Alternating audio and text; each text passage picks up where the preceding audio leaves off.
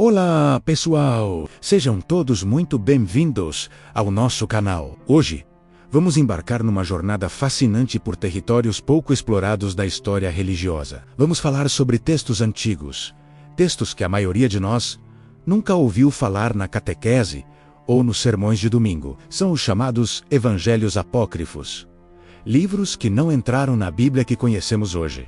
Por quê? A resposta pode mudar a forma como você enxerga a história do cristianismo, e principalmente a profecia sobre a volta de Jesus. A imagem que temos da segunda vinda é bem conhecida, não é? Céu se abrindo, anjos tocando trombetas, um julgamento final. Essa é a visão poderosa descrita no livro do Apocalipse de João, o último livro do Novo Testamento. É uma imagem dramática, cheia de simbolismo e que moldou a esperança e o temor de milhões de pessoas por séculos. Mas e se eu te dissesse que essa não era a única visão sobre o retorno de Cristo que circulava nos primeiros séculos do cristianismo? E se houvesse outras interpretações, outras narrativas, que foram, digamos, deixadas de lado nos primeiros 300 anos após a morte de Jesus?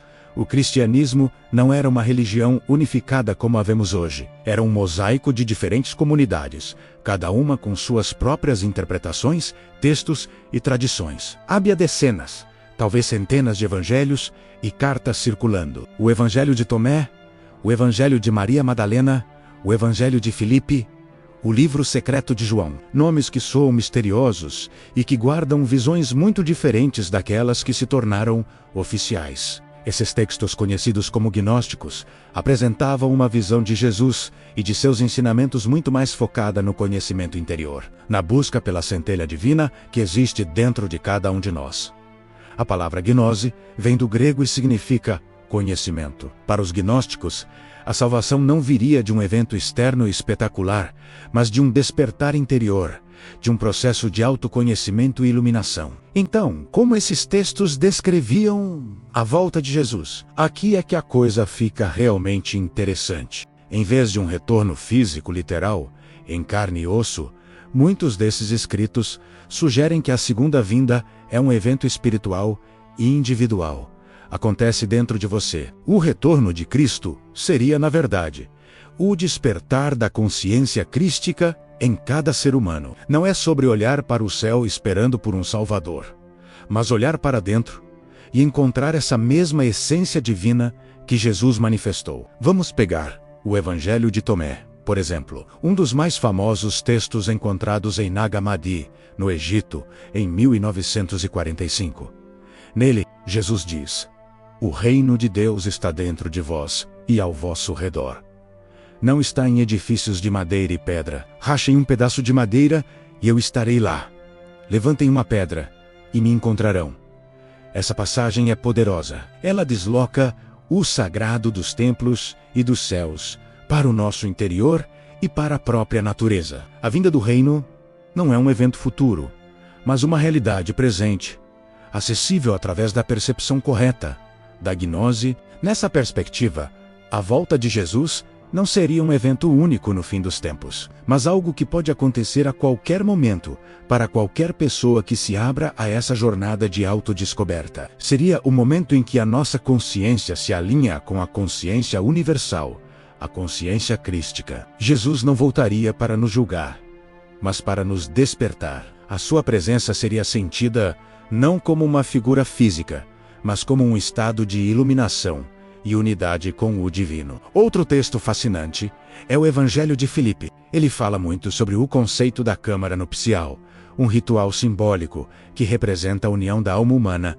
com o Espírito Divino. Essa união é a verdadeira ressurreição, a verdadeira salvação, que acontece aqui e agora, não após a morte. A volta de Cristo seria então a consumação dessa união sagrada dentro do indivíduo. É uma visão muito mais mística e psicológica do que a narrativa literal do Apocalipse. Então, por que essa visão foi silenciada? Por que esses textos foram considerados hereges e excluídos do cânone bíblico? Para entender isso, precisamos voltar ao século IV, o Império Romano, que antes perseguia os cristãos.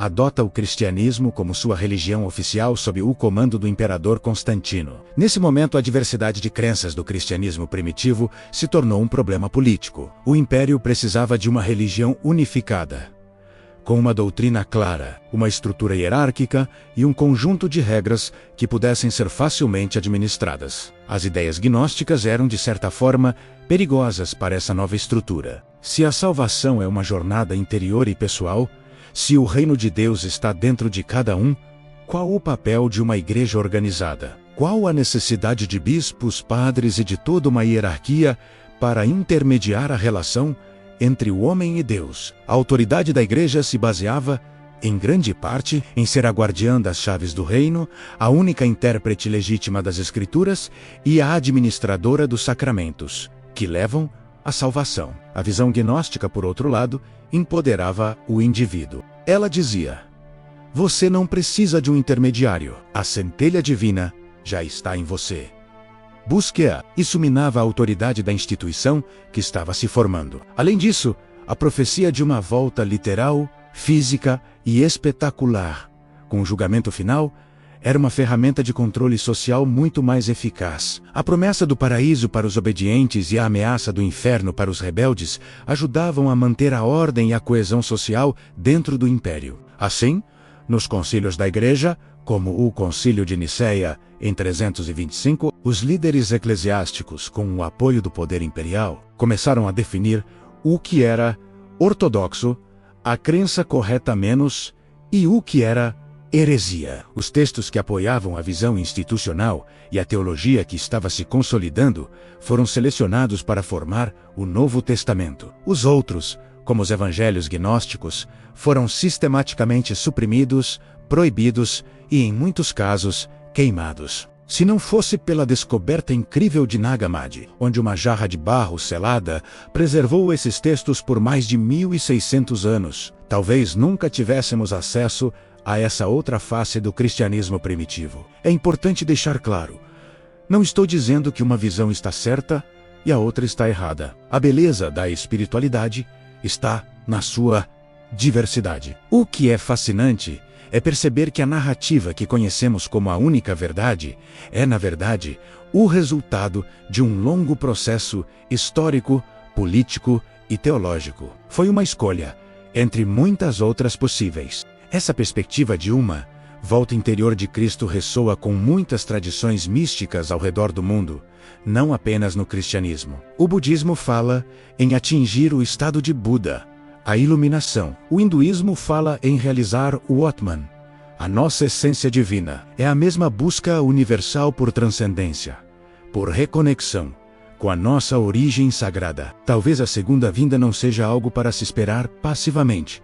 mas algo para se buscar ativamente. Talvez o verdadeiro apocalipse, que em grego significa revelação ou desvendar, não seja a destruição do mundo, mas a destruição do nosso ego, dos nossos medos e das nossas ilusões, revelando a luz divina que sempre esteve lá, esperando para ser redescoberta. Pensar sobre isso nos convida a ler os evangelhos canônicos, aqueles que estão na Bíblia, com outros olhos. Quando Jesus diz: "Eu sou o caminho, a verdade e a vida", talvez ele não estivesse falando apenas de sua pessoa histórica, mas do caminho interior, que ele representa, do estado de consciência que ele alcançou e que está disponível para todos nós. Essa redescoberta dos textos ocultos não serve para diminuir a fé de ninguém.